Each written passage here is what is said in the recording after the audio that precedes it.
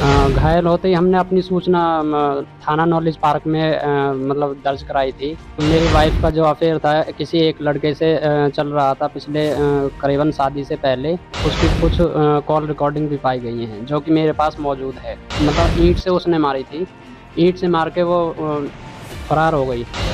7 बजे से और 11:30 बजे तक ये गायब रही। जो बात है वो दिमाग में ये घूमती है कि ये ज़रूर से ज़्यादा शातिर दिमाग है और ये किसी के बहकावे में आके ऐसा काम कर रही है। इससे पहले भी इसने हाथ वाथ चलाया है इसके साथ में, लेकिन वो इतना नहीं, गर्दन वर्दन पे जैसे नाखून पाखून लग जाते, हल्की मोटी हुई है ये बात, लेकिन वो इतना संगीन नहीं था। एक हमारा प्रशासन ऐसा है, आँख बंद करके औरतों को और चाहे मर्डर कर दे, उसको ज़्यादा से ज़्यादा नारी निकेतन भेज देंगे बस। और एक तो हमारे गहने भी चले गए, ऊपर से दबाव बना रहे हैं 5-6 लाख रुपए और दो जब भेजेंगे।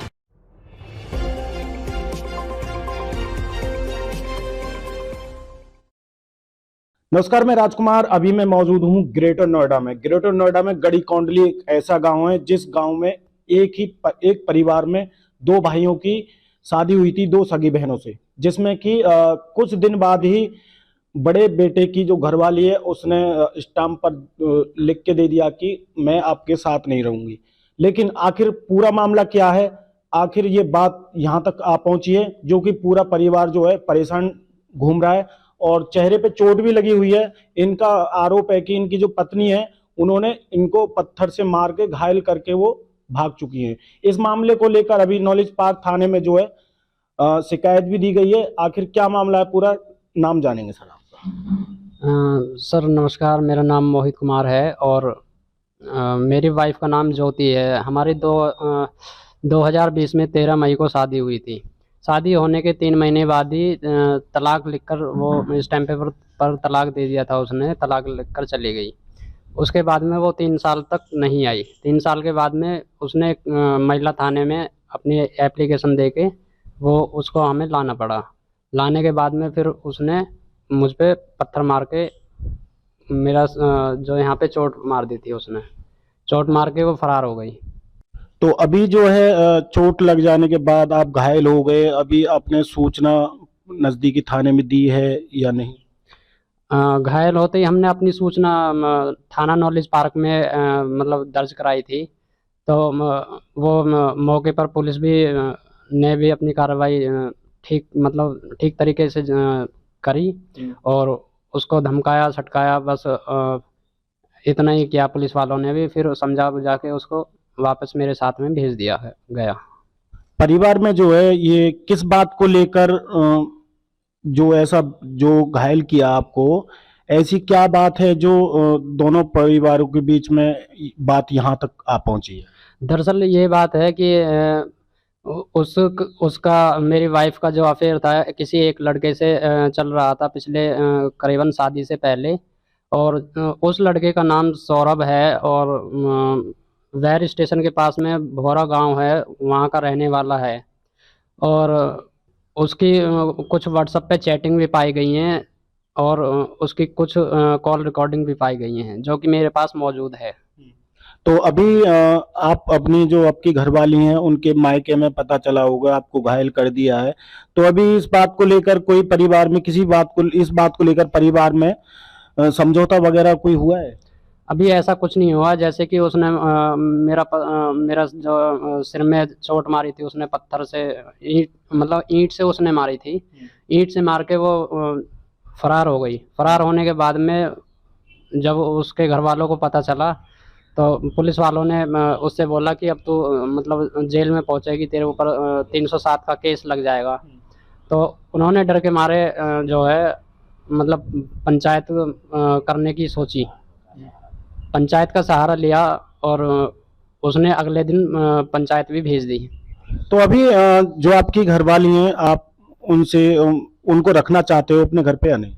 जी बिल्कुल नहीं रखना चाहता, क्योंकि अभी तो फिलहाल उसने मतलब जान से मारने की कोशिश करी है। अगर मैं उसको रख पाता हूँ मतलब आगे के लिए, तो आगे का कोई चांस नहीं है कि मतलब वो मुझे जान से भी मार सकती है। तो इसका जिम्मेदारी भी तो होनी चाहिए। इसकी जिम्मेदारी ना तो प्रशासन ले रहा है, ना पुलिस ले रही है, ना पंचायत ले रही है, ना गांव में कोई भी आदमी इसकी मतलब जिम्मेदारी लेने को कोई भी तैयार नहीं है। इसलिए मैं भी खुद नहीं रख सकता इसको बिना जिम्मेदारी के। ये घटना के बारे में ये कहना चाहते हैं हम तो कि मतलब ये विवाद होता तो ये भी समझ जाते कि मतलब घर में किसी तरह का झगड़ा फसाद है तो आदमी पहले से होशियार भी हो जाता है। अब झगड़ा फसाद भी किसी तरह का नहीं है। इतनी बात जरूर है कि 2 दिन ये बहू गायब हुई थी। एक दिन 7 बजे से और 11:30 बजे तक ये गायब रही। लड़के ने पूछताछ की कि भाई तू कहाँ गायब रही, अगर तू खो जाती है, कहीं चोट लग जाती है, कहीं एक्सीडेंट हो जाता, तेरा कौन जवाब देता, क्योंकि इन्हें महिला थाने से हम कंप्रोमाइज करके लाए थे। तो इस वजह हो सकता है लड़के ने सख्ती से पेश आया हो, लेकिन ऐसी कोई नौबत नहीं है, मार पिटाई की नहीं थी। फिर ये बात है 10 तारीख की, 10/7 की। अच्छा, ये एक प्रोग्राम हुआ 20 तारीख को। 20 तारीख को पूरे दिन गायब रही। तो हो सकता है क्योंकि मैं मौजूद नहीं था वहाँ पे, अलग रहते हैं दोनों, तो इसने पूछा होगा भाई सारा दिन तूने क्या किया, लेकिन ऐसी नौबत भी नहीं थी। ये कह रहा कि मैंने रोटी मांगी थी, चल छोड़ बाद में कहेंगे। रोटी खाने के टाइम पे उसने उठाया और उसके सिर पे ईंट मार दी। ईंट मारने के बाद में बात ये नहीं है कि ईंट मार दी है, चोट लगेगी तो थाने भी जाएंगे, जो भी होगा, लेकिन वो सबूत जो मिटाया वो डाउटफुल चीज़ है। जो ईंट थी उसकी आंखों में खून भर गया, उसने तो आंखें बंद हो गई और उसने उठा के 1 मिनट से पहले वो ईंट उठा के फेंक दी। तो जो बात है वो दिमाग में ये घूमती है कि ये जरूर से ज़्यादा शातिर दिमाग है और ये किसी के बहकावे में आके ऐसा काम कर रही है। तो अभी जो आपके बेटे की बहू हैं, आप उनको रखना चाहते हो घर पे? नहीं। अब रखने की बात तो ये कि रखना चाहें भी तो कैसे रखना चाहें, जिम्मेदारी भी तो कोई चीज़ होनी चाहिए ना उनकी। या तो अपने ऊपर जिम्मेदारी हो या प्रशासन कोई जिम्मेदारी ले। प्रशासन तो कानूनी कार्रवाई का जिम्मेदार है, वो थोड़ी ना रखेंगे। या उनके माँ बाप कोई जिम्मेदारी ले, जिम्मेदारी तो कोई नहीं ले रहा। पुलिस की तरफ से कोई शिकायत आपको? पुलिस की तरफ से मुझे कोई शिकायत नहीं, बस ये है कि हमारी जो कार्रवाई है वो अपना पक्की रिपोर्ट करें और इसकी कार्रवाई तेज करें, उनको उठाएं या जेल में भेजें, जो भी करें, समझौता हो। तो हम चाहते हैं वो प्रशासन के तरीके से, कानून के तरीके से कुछ काम होना चाहिए। तो ये जो हादसा जो हुआ है, मतलब घायल कर दिया आपका बेटा, ये पहली बार हुआ है या इससे पहले भी हुआ? इससे पहले भी इसने हाथ वाथ चलाया है इसके साथ में, लेकिन वो इतना नहीं, गर्दन वर्दन पर जैसे नाखून पाखून लग जाते, हल्की मोटी हुई है ये बात, लेकिन वो इतना संगीन नहीं था। अब ये बात घटने के बजाय बढ़ रही है रोज। तो इससे ये जाहिर होता है कि ये लड़की किसी के एक बहकावे में गलत काम को अंजाम देना चाहती है, या तो इसे मारना चाहती है या भगना चाहती है। और हो सकता है इसकी माँ इसे बहकाती हो कि तू वहाँ जा, पैसे लेके आ, वारदात कर, तो ऐसा कुछ उनके मन में चल रहा हो। तो ये मार पीट करने का या सिर में ईंट मारने का मकसद तो ये है कि ये मर्डर करने का प्रोग्राम था उसका। अगर मान लो सिर फट जाता, मर जाता, तो क्या होता? मैं पुलिस के चक्कर काटता बुढ़ापे में, मेरा बेटा तो चला जाता। ये सॉरी कह के एक हमारा प्रशासन ऐसा है, आंख बंद करके औरतों को, औरत चाहे मर्डर कर दे उसको ज़्यादा ज़्यादा नारी निकेतन भेज देंगे, बस मेरा बेटा तो चला जाता, मैं कहाँ किसकी माँ से माँ। आप क्या चाहते हैं? भाई इंसाफ चाहते हैं कि इन लड़कियों ने जो गलती करी है वो प्रशासन इसके साथ वो जो भी उचित कार्रवाई है वो करे।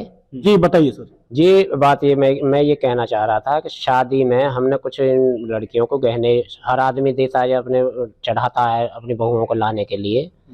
ये इनके घर परिवार में 2-3 लड़कों की भाइयों की शादी थी, उस शादी में वो पहन के चली गई थी, उनको दे देती, हर आदमी दे ही देता है शादी वादी में पहनने के लिए, रोज तो किसी के पास नहीं होते। वो गहने इसके पिताजी ने बेच लिए और वो आज तक हमें नहीं दिए, ऊपर से लड़कियों को अपने घर पर बिठा के रख लिया। 3 साल इंतजार करने के बाद जब हम इनको खबर शुद्ध हमने ली, भाई क्यों नहीं भेज रहे हो, भेजो, तो हमारे साथ ये घटना हुई हैं। और हाँ, एक तो हमारे गहने भी चले गए, ऊपर से दबाव बना रहे हैं 5-6 लाख रुपए और दो, जब भेजेंगे या हम तलाक देंगे, उसके बाद में ही हम आपकी बात सुनेंगे। अब जब हमने नोटिस दिया, सेक्शन 9 का केस डलवाया, उस नोटिस के बाद ये महिला थाने पहुँचे हैं। वहाँ से महिला थाने में कार्रवाई चलते हुए इन्होंने हमारे साथ भेज दी कंप्रोमाइज़ करके। 25 दिन उन्हें आए हुए हैं, 25 तारीख को लाए थे हम, और 25 दिन के अंदर अंदर ये वारदात हमारे साथ हुई है। तो हम ये चाहते हैं कि अगर इसको हम उजागर नहीं करते इस केस को, तो कल को पुलिस हमें दोषी मानेगी कि जब ये लड़की ऐसा कर रही तो आपने पुलिस को सूचना क्यों नहीं दी। हम बराबर पुलिस को सूचना दे रहे हैं, कार्रवाई कुछ ठोस नहीं हो रही है। हम असंतुष्ट हैं अपनी जगह।